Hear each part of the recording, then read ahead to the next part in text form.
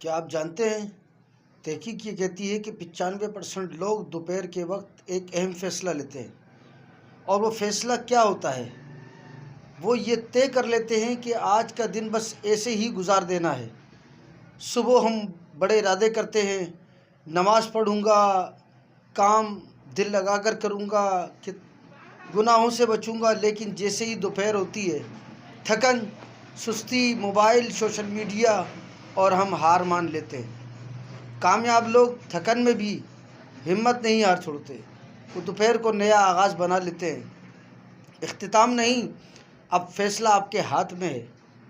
اب آپ بھی ان 95% لوگوں میں رہیں گے یا باقی 5% میں شامل ہو کر اپنی تقدیر کو بدلیں گے؟